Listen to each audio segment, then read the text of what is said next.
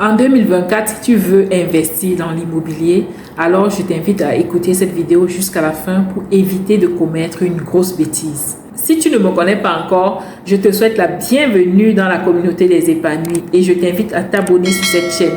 Je suis Christelle Laura.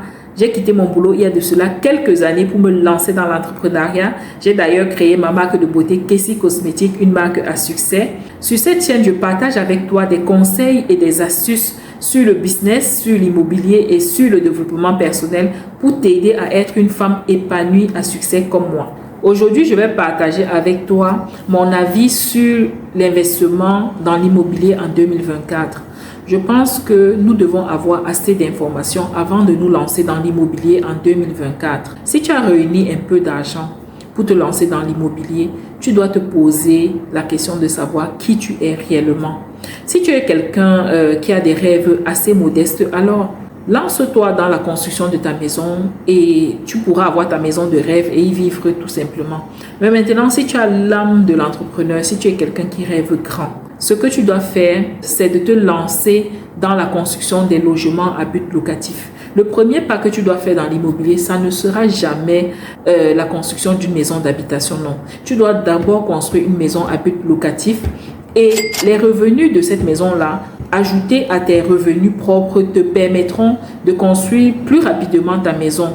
La seule chose à faire ici, en fait le plus difficile ici, c'est d'avoir cette patience-là parce que la période où tu vas construire la maison à but locatif, ce ne sera pas ta maison, donc tu dois être patient pour pouvoir intégrer ta véritable maison d'habitation.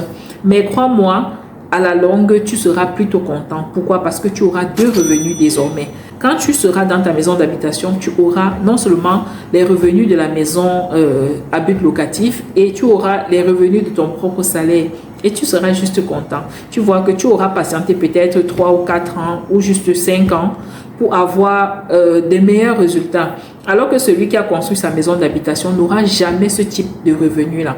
Donc, avant de te lancer dans l'immobilier, demande-toi ce que tu veux réellement pour ton avenir. Est-ce que tu rêves grand? Est-ce que tu rêves de manière modeste? Et lance-toi. Mais maintenant, pour se lancer dans la construction des maisons à but locatif, il ne suffit pas juste de se lancer. Il y a plusieurs critères que tu dois observer. Par exemple, le choix du lieu où tu dois construire. C'est très important. Si tu as aimé cette vidéo et que tu souhaites en savoir plus sur la construction des logements à but locatif, alors laisse-moi un commentaire, like cette vidéo et partage-la aussi.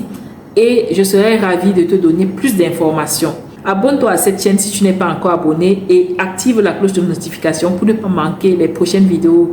Alors, je te dis à bientôt et ciao, ciao.